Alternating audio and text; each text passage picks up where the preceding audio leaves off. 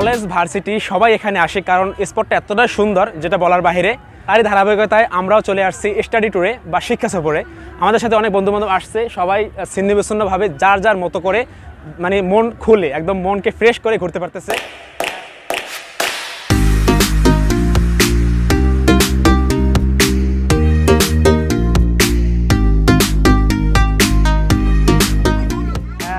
আসসালামু আলাইকুম, ইসলাম তাসির ইসলাম, ওয়েলকাম টু আনাদার ভিডিও। নতুন এক ভিডিওতে আপনাকে স্বাগতম। আজকের ভিডিওটা হচ্ছে বাগেরহাট চন্দ্রমহল ইকো পার্কে।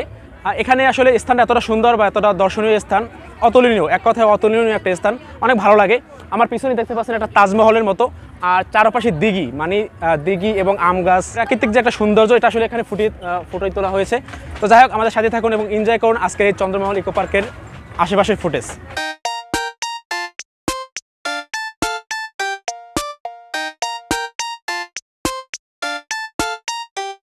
লং টাইম জার্নি করার পরে আমরা আমাদের কাঙ্ক্ষিত স্থান অর্থাৎ বাগেরহাট চন্দ্রমহল ইকো পার্কের ভিতরে প্রবেশ করেছি।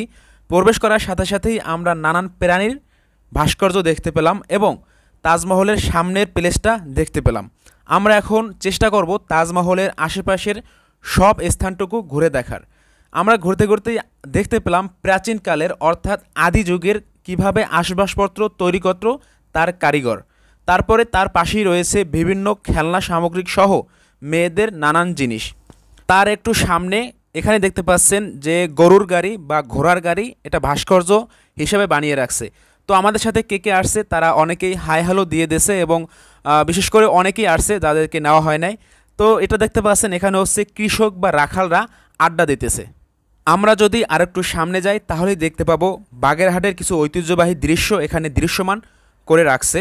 তো এইটা হচ্ছে চন্দ্রমহল ইকো পার্কের যে তাজমহল তার পিছনের অংশটা অনেক মনোমুগ্ধকর পরিবেশ, একদম ছায়া এবং চারপাশে পুকুর দিঘি সহ নানান দৃশ্যমান দৃশ্য রয়েছে।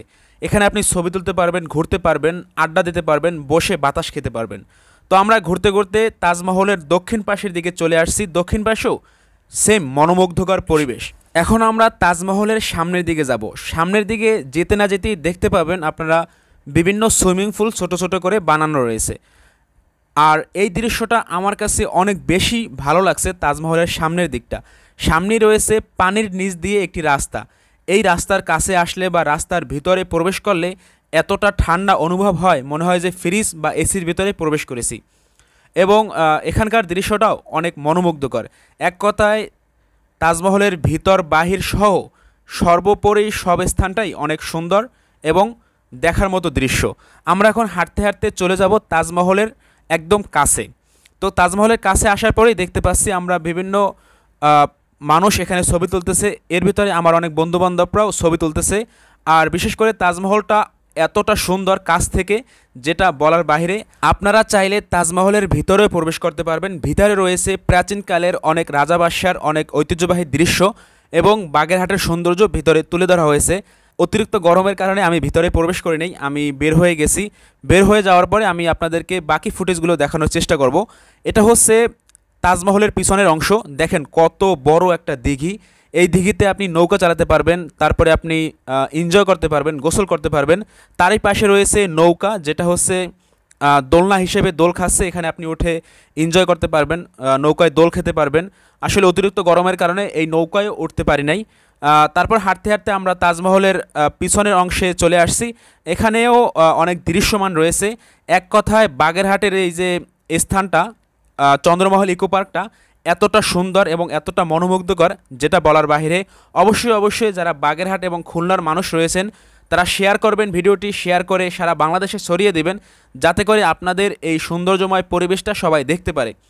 সর্বোপরি ভিডিওর শেষ পর্যায়ে চলে আসছি। আপনাদের কাছে ভিডিওটি কেমন লাগছে অবশ্যই কমেন্ট করে জানাবেন এবং আপনি বাগেরহাট বা চন্দ্রমহল ইকো পার্কে কয়বার গেছেন বা এখনও যাননি এটিও কমেন্ট করে জানাবেন। দেখা হবে পরবর্তী ভিডিওতে। আল্লাহ হাফেজ, আসসালামু আলাইকুম ওয়া রাহমাতুল্লাহি ওয়া বারাকাতুহু।